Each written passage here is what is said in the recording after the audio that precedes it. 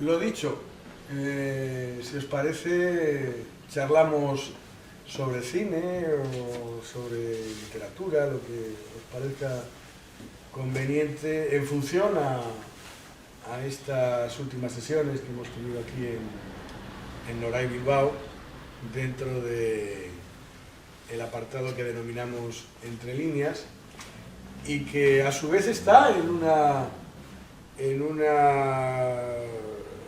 actividad denominada Libros en Movimiento, ¿no?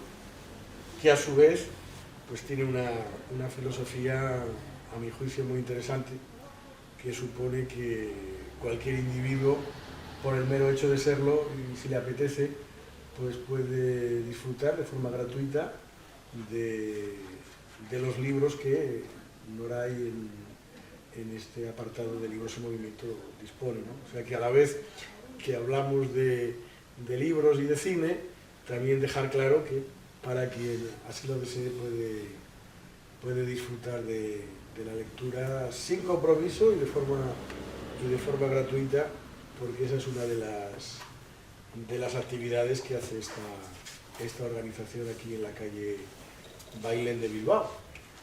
Así que no hay excusa posible para decir no puedo leer porque no tengo libros, todo esto, y es verdad, es una inversión económica que para muchas gentes en estos tiempos no se puede dar, ¿no? Así que invitar a quien así lo desee. O sea, vamos a ver, vosotros para leer vais a la biblioteca.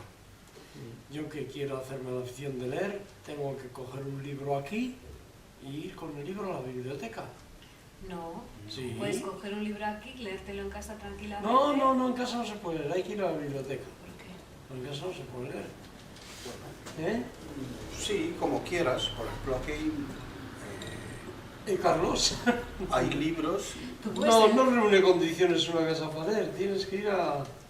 Así, Bueno, no. ¿Por qué todo Cristo va a la biblioteca? Vamos a ver. todo Cristo. Bueno, en casa, el 99% hombre, en de los casa se Cristo. puede leer, Claro. en casa se puede leer, en la biblioteca se puede leer, aquí también En se el puede parque leer, se puede pero la leer. filosofía de lo que supone Libros en Movimiento trasciende a las propias casas y las propias bibliotecas, es decir, es la posibilidad de forma gratuita de disponer de unos libros para su lectura, ¿no? Sin ningún tipo de compromiso. Aquí no hay nombres y apellidos que posibiliten que uno se pueda llevar o no se pueda llevar el libro. El mero hecho de solicitarlo ya es la base, el requisito para que se lo pueda llevar, ¿no? Y después, si lo cree conveniente, lo devuelve o no lo devuelve, ¿no? Se lo Por lo queda, tanto, regala, antiguamente eso se llamaba una visión libertaria de la cultura, porque no supone ninguna, diríamos, vinculación estructural de ningún tipo con ningún tipo de entidad. En este caso, la entidad sirve como vehículo canalizador de ese deseo de cada cual de leer, en este caso, de forma gratuita, pues un volumen, ¿no? De la misma manera que las actividades de teatro, de cineforum, de entre líneas, literatura, de filosofía, de economía, pues están abiertas al público, ¿no? A quien desee lo puede disfrutar, ¿no? Participar, estar y saborear lo que desde aquí se está desarrollando, ¿no? Yo quería hacer una pregunta en relación a lo que acaba de decir.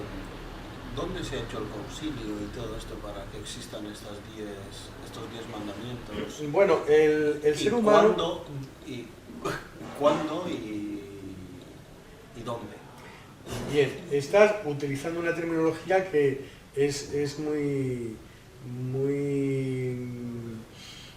digna, en el sentido de que das por hecho de que tiene que haber un colectivo donde se reúnen y todos ellos deciden cuáles son los postulados, las creencias, la fe de cada uno.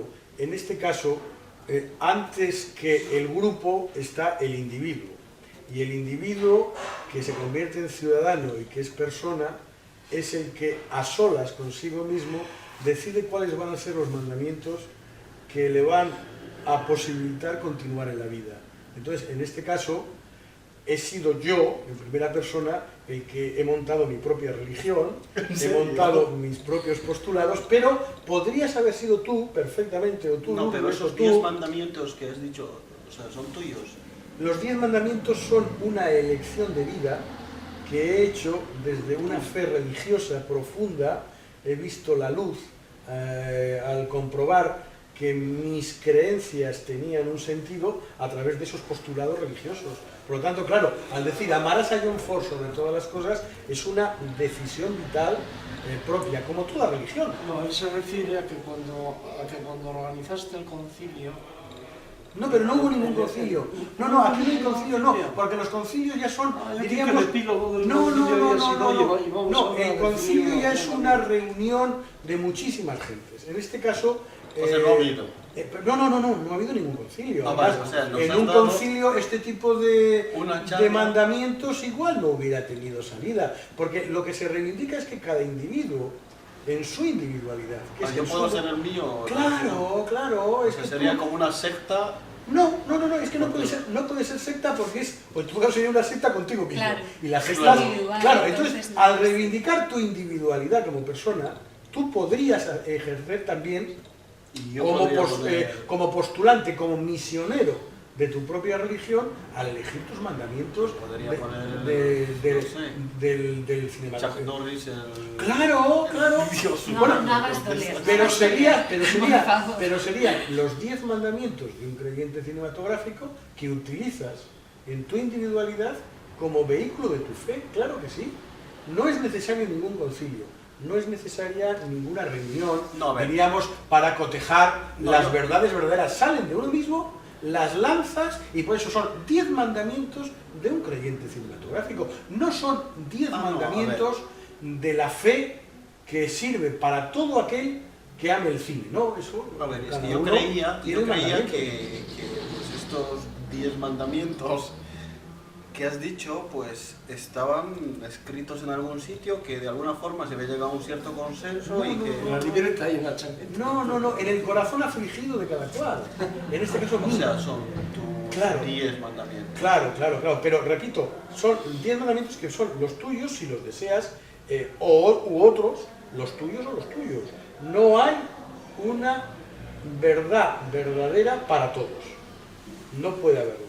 Entonces, esos 10 mandamientos sirven para que la vida sea más llevadera dentro de la fe cinematográfica, pero cada cual, como en todo, pienso que debe ser cada uno el que plasme su camino, su creencia, su punto de referencia, sin necesidad imperiosa de que sea un colectivo el que le dé el beneplácito y le diga, bueno, pues estos son los mandamientos de nuestra iglesia cinematográfica. No es necesario. Por eso la pregunta o el comentario de Marco, lo que hay que decirle es que son mandamientos subjetivos, como tal, tienen validez, pero no son definitivos. Son subjetivos, pero no son únicos tampoco, no, porque claro. hay mucha gente que los corrobora. Efectivamente. ¿no? Decir que hay mucha gente que sabe que son los directores. Pero, por ejemplo, no he mencionado nada de directores clásicos también, René Clair, no he mencionado nada de Charlie Chaplin, no he mencionado nada del humor de Buster Keaton. No, claro, porque he pretendido que sea una pureza tan pura, que sea, pues... hilar lo más fino posible, pero si hay alguien que me diga, oiga, usted el cuarto mandamiento relacionado con podría haber sido sobre este otro director, pues claro, porque la fe nos deja, a los que tenemos fe, nos deja las posibilidades inmensas de interpretación. Por lo tanto, no es que tengamos una verdad verdadera, tenemos una aproximación a esa verdad y después los otros tienen otras verdades. Yo tengo una pregunta, ¿y entonces hay más de un Dios o no hay más de un Dios? Bueno, en esa posibilidad de apertura. En este caso te digo una cosa, el Dios solo es uno, es el cine. Por lo tanto, solo hay sería una teología monoteísta de Dios como cine. Y después, lo teologal, lo religioso, está abierto a tantas interpretaciones, a tantas religiones, como interpretación humana como santos. Que tenemos. Eso es, uno puede ser amante de Sant'Asticio, de Santa Rita del Causia, de Santa Teresa, de San Luis Gonzaga. Yo era muy de San Luis Gonzaga, como soy también de Montfort. Pero, ¿qué más da? San Luis Gonzaga era una religión, pero tenía la divinidad a la que se dirigía. El amante del cine no es que ame en primera instancia al director, lo que ama es el cine, porque el cine es Dios. Y esa es una visión de la metafísica y de la teología que tanto le interesaba a Aristóteles, a Platón. Claro, la metafísica de Aristóteles, ¿qué es más que la idea de la divinidad plasmada en el cine? Y después, las múltiples interpretaciones que desde esa divinidad se hace a través de las religiones, la tradición judeocristiana, la tradición árabe, la tradición griega, las interpretaciones que cada cual da a esa divinidad, uno y verdadero, el cine. Oye, ahora entiendo por qué en las películas españolas unas son tan malas, tan sumamente malas y otras tan buenas. Es porque uno quiere hacer cine, todos aman el cine, Claro, todos aman a Dios sobre todas las cosas. claro. ¿Y cómo van esas diferencias? Claro, Como porque- diferentes somos las personas, ¿no? Claro. También yo creo. Sí, bueno, si Pero, ponemos de oye, referencia... si tú haces Y una también tarta es de manzana subjetivo, ¿eh? y este ¿Cuáles hace son otra buenas y tarta cuáles son malas? y nos ponemos a comer, igual la tuya está estupendísima y entonces es Depende una del porquería. paladar. Usando de También. referencia la Depende del religión paladar. tal cual, la estructura religiosa que conocemos, pues sí, también han canonizado y han beatificado un montón de gente, pues igual no se merece nada, ¿no? Pues lo mismo. Claro, hay santos que igual, con una visión distinta a la que se les aplicó, igual no hubieran llegado a ser santos. De hecho, había una época Claro. durante la religión que se compraba el título de santo y había, como aquí, pues igual, Hollywood sería un poco eso, ¿no? Compro y pago y ahora soy el... Sí, máximo. pero bueno, siempre el individuo tiene que tener la capacidad crítica para saber que aunque Hollywood, como has dicho tú, te compre las patentes para ver quién es director santo o no director santo, tú tienes que tener la capacidad crítica claro, sí. para saber que la religión verdadera es la que es y amarás a John Ford sobre todas las cosas. Es decir, eso es algo que tiene que estar dentro de ti. Es decir, es la llamada. Cuando oyes a gentes que entran en las religiones, he sentido la llamada. Es decir, he sentido la llamada y he dejado todo. He dejado todo y he entrado. Pues yo, en el sentido de John Ford, aparece John Ford, sentí la llamada y llevo el hábito, por ejemplo, de ser un fiel seguidor de esta religión. Y por supuesto, considero una herejía y una blasfemia, porque la blasfemia es un pecado de lo más execrable que se puede ejercer si alguien dijera algo en contra, por ejemplo, de John Ford. Yo sinceramente... ¿Quién es John Ford? Yo me plantearía incluso, bueno, he escuchado esta pregunta y he sentido como antiguamente, por lo que le pasó creo que era Sant'Asticio, antes morir que pecar, Una o parada algo así. cardíaca, ¿no? Pero tú sabes quién es John Ford. No, me suena, pero no caigo ahora, no. ¿Tú sabes, Y unas Lourdes? películas. Películas de John Ford. Bueno, pues eso es como cuando Lourdes tampoco sabe.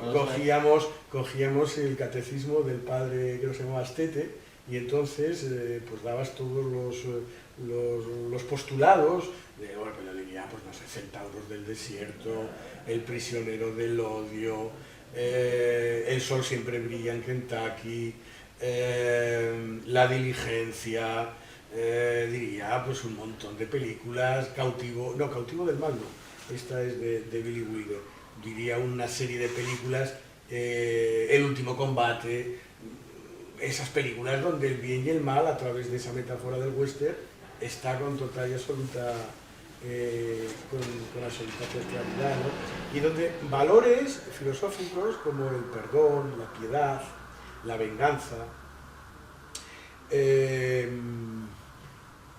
el orgullo, la soberbia. Este era un hombre que sabía reflejar esos detalles, esas pasiones con una claridad verdaderamente impresionante. Yo no recuerdo película que en un minuto refleje tan a la perfección lo que es eso del perdón, el perdón, como en Prisionero del Odio. Es una... ¿Prisionero? Prisionero del Odio. Es una película de John Ford, donde... ¿De qué año más o menos es esto? Pues son de los años 40 y mucho. O sea que esta religión es reciente. Bueno, no tan reciente. Es una religión pues que tiene siglo y pico, ¿no? Al fin y al cabo, sí. ¿En qué año de esta religión vivimos, más o menos, aproximadamente? Pues, hombre, sí, esto... Claro, pues te lo pregunto a ti, porque claro, como tú te has hecho todo esto... ¿Dices a mí? Sí. Yo soy una persona de esta religión desde hace bastantes años. Es más, incluso como me interesa saber lo que se hizo antes de venir yo a esto de la vida y formar parte de la religión, el cine que más me gusta es el cine de los años 40. Porque por edad no lo pude ver en tiempo real. Entonces, ahora, pues es como aquel marianista, ¿no? Que dice, ¿y cómo vivieron los marianistas en 1920, cuando yo no estaba en la vida? Pues estudias y sabes cuáles sean las acciones buenas o sigues al líder actual que te indica cómo era la vida del que profesa la fe en ese tiempo, ¿no? Entonces tú coges, por ejemplo, una película de Barbara Stanwyck o coges una película de Joseph Cotten de los años 40, 45 y vas saboreando dentro de esa religión del cine en blanco y negro pues lo que te dé de posibilidad, y eso forma parte también de la vida cotidiana. ¿Cuánta gente hace gestos y repite frases de nuestros héroes sagrados, ¿no? Como dijo Orson Welles, como dijo Barbara Stanwyck, y lo dices de la misma manera que en los años 60 algunos, pues como dijo San Luis Gonzaga, como dijo Santa Teresita de Lisieux, como dijo tal, gente que nos sirve, diríamos, como punto de referencia para que nuestras vidas sean lo más abnegadas posible y estar muy metidos en el terreno de esta creencia, ¿no? En la segunda charla de Entre Líneas pusiste un fragmento de una película, pusimos un fragmento de una película. ¿Era de alguno de estos directores que han entrado en...? Pues ese director que ha entrado en mi vida, antiguamente, en la antigua religión, era vamos a ponernos de pie para recibir al celebrante. Y uno se ponía de pie y empezaba la representación. Yo me voy a poner de pie porque la película se llama Cristo se paró en Éboli. El director acaba de fallecer en este año 2015, es un director italiano, Francesco Rosi, y está basada, esos fotogramas que tú recuerdas, está basada en un escrito de un autor llamado Carlo Levi. Carlo Levi tuvo que estar en el exilio interior y exilio exterior, en la época de Mussolini, por negarse a participar en la guerra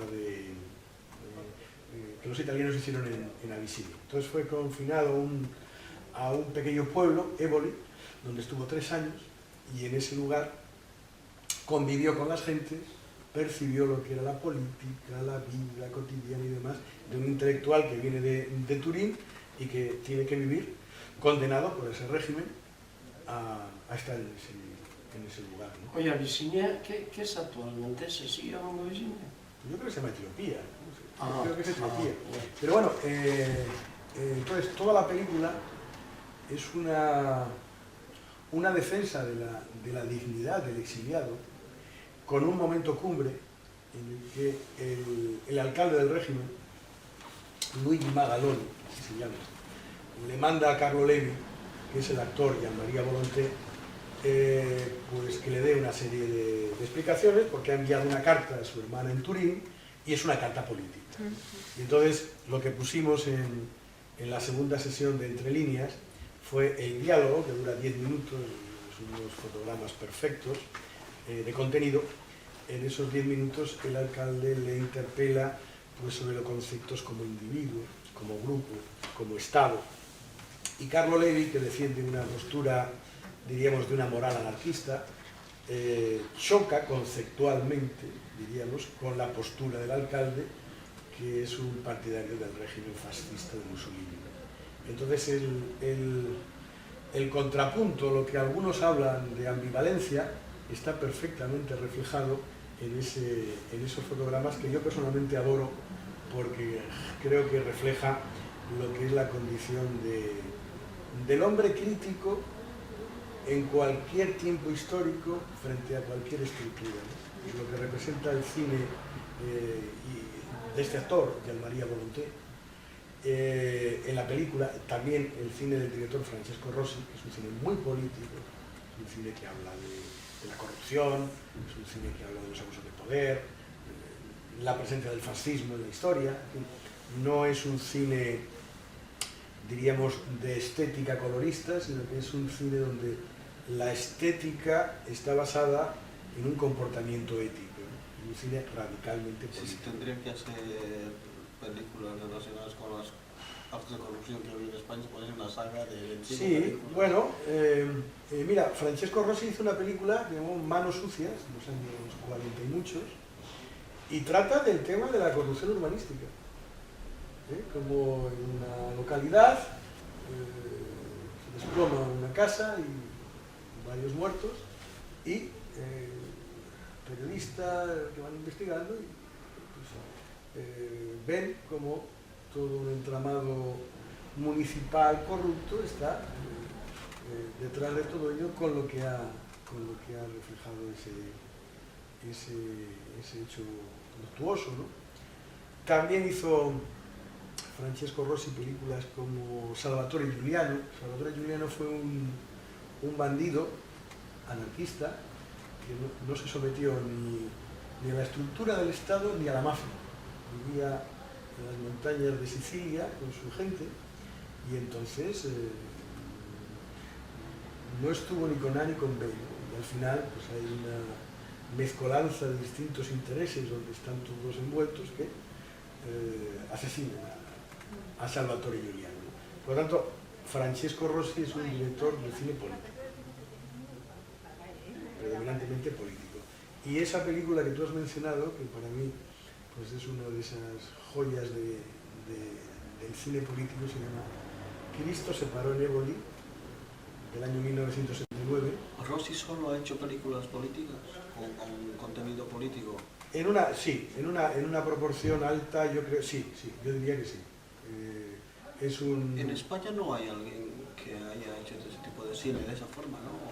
Bueno, pues... Cine social, sí. Cine social, pues Bardem, podríamos decir que es un... No, pero algún director que más o menos haya abocado su carrera. No. Lo que más se parece es, podríamos decir, Bardem, por el compromiso político de un cine de tiempo histórico. Podríamos tener una cierta relación con esto, ¿no? Pero este director es La Tregua, siempre esa visión desde la vieja Italia. Entre paréntesis, desde la ¿quién es el vieja Italia director de Casablanca? Pues creo que era Michael Curtis, ¿no? No me acuerdo. El director de otra película también de componente político, esperanzador, antinazi y de moral libertaria, liberal, ¿no? Es una de esas joyas también en blanco y negro de... Bueno, el cine de Hollywood hizo muchas películas en defensa diríamos, del modelo liberal antinazi, ¿no? Los directores tenían esa consigna, ¿no?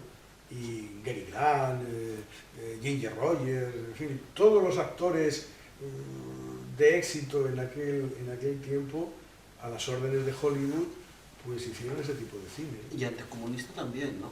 Creo que se hizo muchas...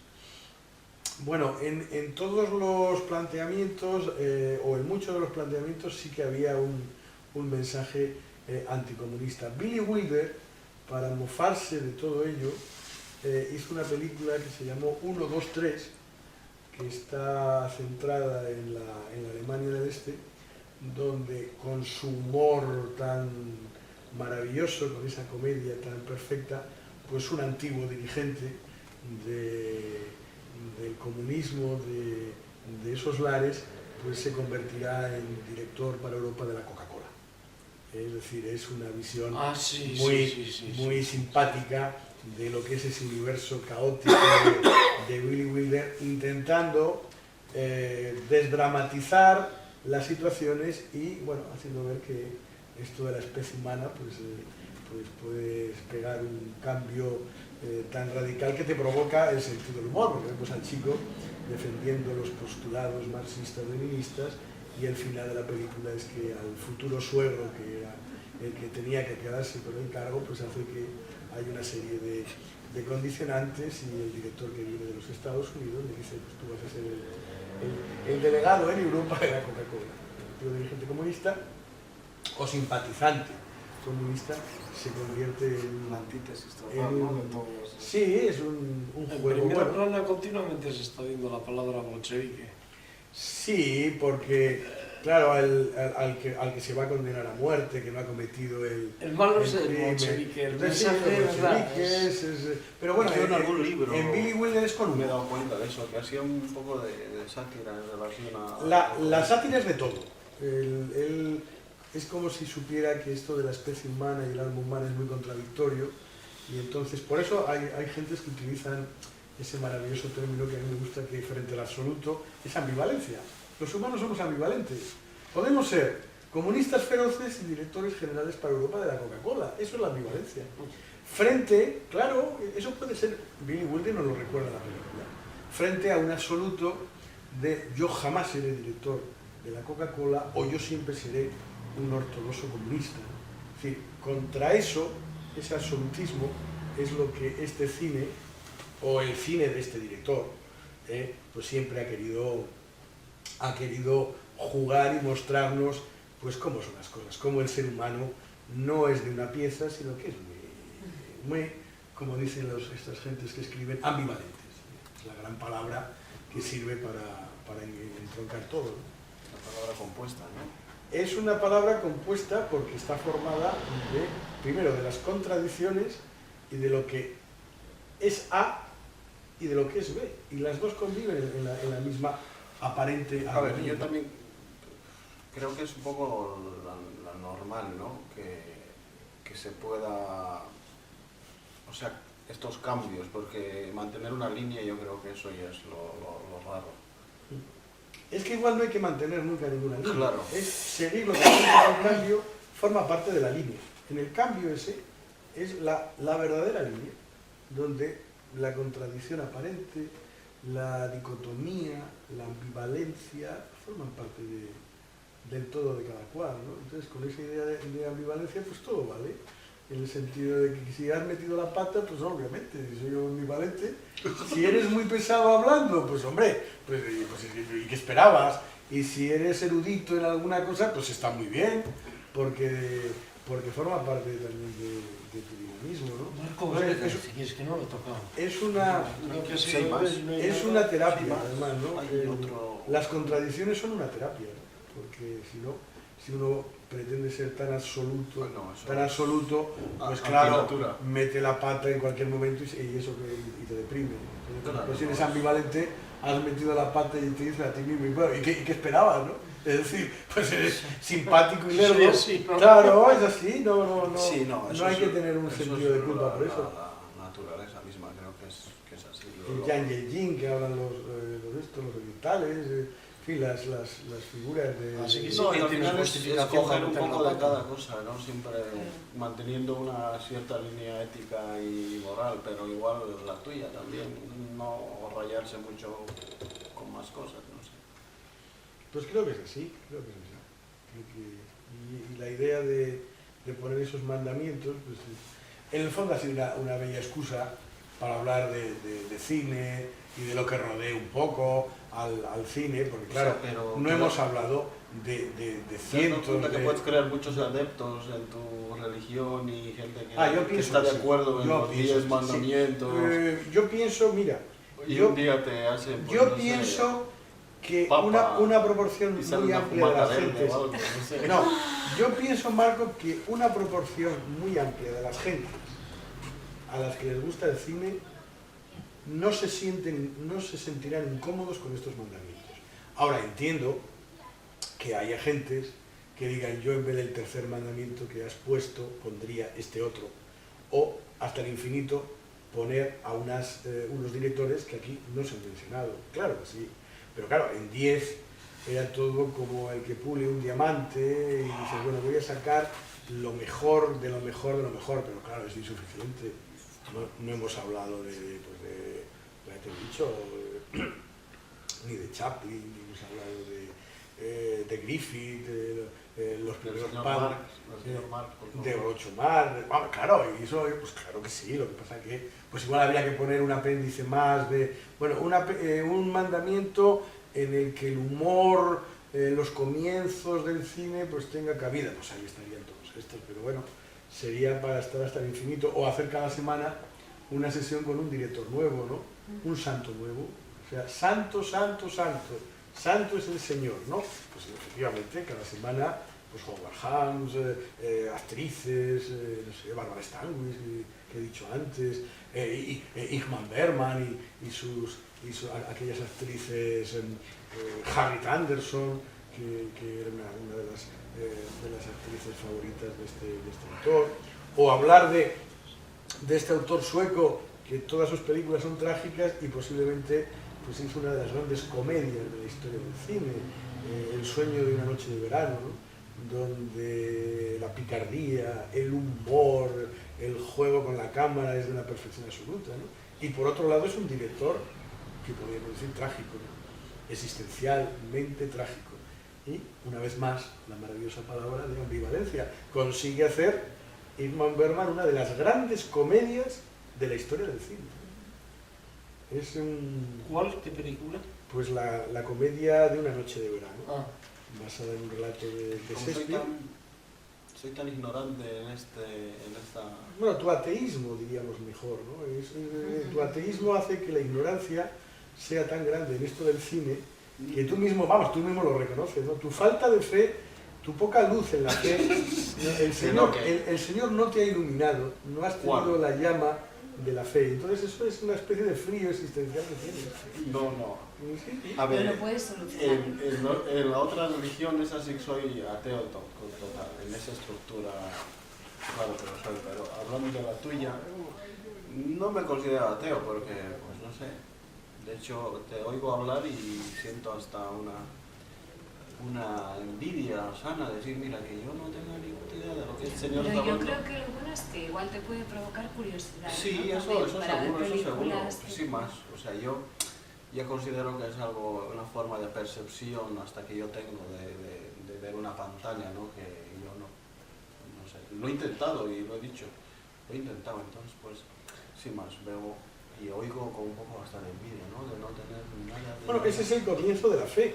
Es decir, lo que estás diciendo, vas por el buen camino, hijo mío. Es decir, poco a poco, con un cierto trabajo de iniciación, que caigas en manos de alguien que te enseñe lo que es la fe, podrás... Igual un día subimos al Palasari. Podemos ir al Palasari y en el camino podemos hablar de los orígenes del cine, que era Griffith, el nacimiento de una nación, Murnau, lo que era pues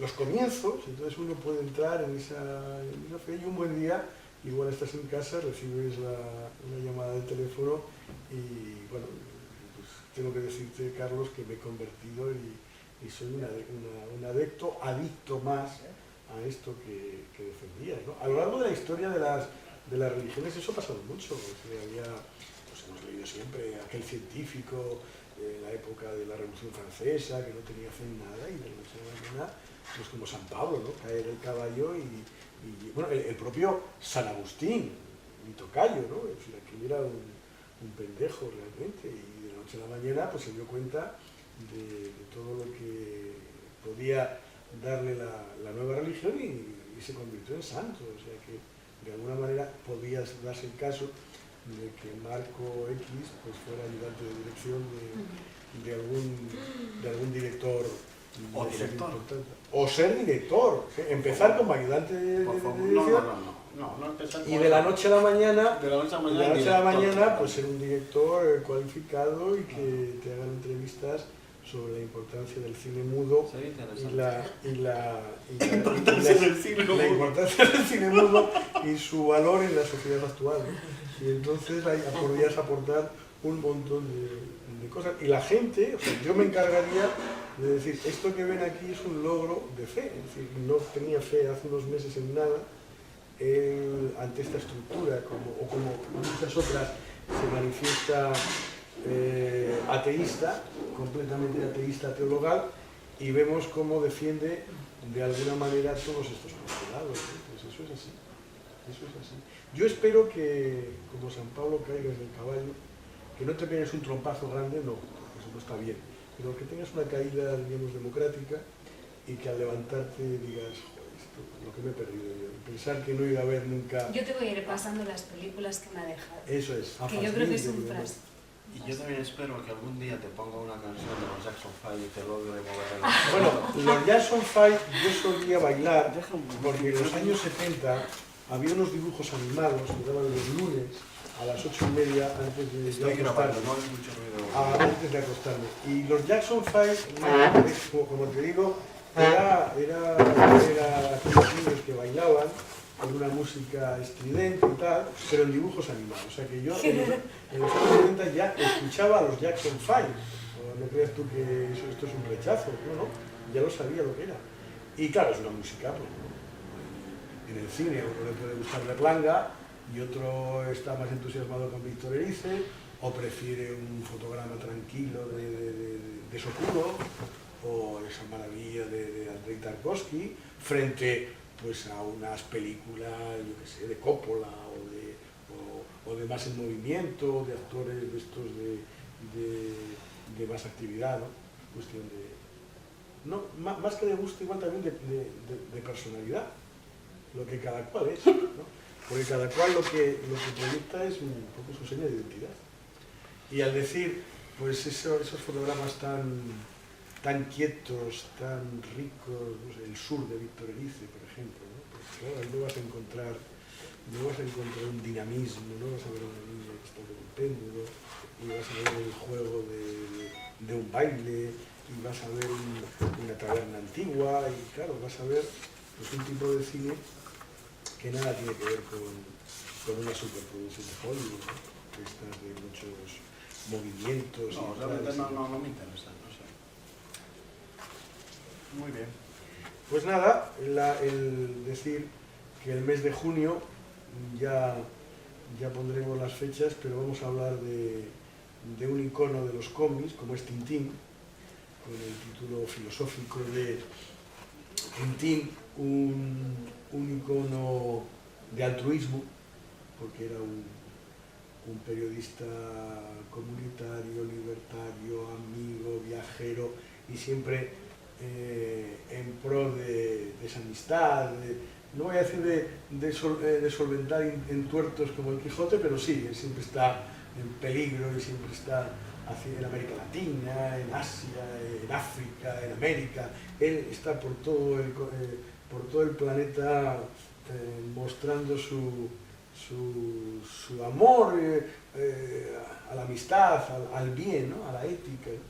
Y también hablaremos sobre el próximo mes de junio, sobre pintura, con el título de Pintanoros, algunos pintores y su significado filosófico acorde a las pinturas que ellos han plasmado. No es lo mismo pues, la obra de un italiano del Renacimiento como Masaccio, que la obra de un romántico alemán como Gaspar de Freire. Son interpretaciones, o las pinturas de Kandinsky, son completamente distintos, o Edvard Munch, El Grito, es decir, la filosofía que hay detrás de esos cuadros. Vamos a intentar hablar de todo. O sea, de las dos sesiones para el próximo mes de junio, que tendremos... La segunda va a ser relacionada con la pintura. La segunda sesión será la de Pintanoros, será la segunda, y la primera, la de Tintín, un icono de altruismo. Serán las dos sesiones del próximo mes de junio. Y nada más, invitar a los creyentes, a los no creyentes, a que, por lo que respecta al día de hoy, pues sigan manteniendo la llama que nunca se extinga y que nunca se apague del cine. Y si es posible, un cine antiguo de los años 40, años 50, en blanco y negro, pues podemos decir, como en la vieja religión, este es el sacramento de nuestra fe. Anunciamos que eso merece la pena. Nada más.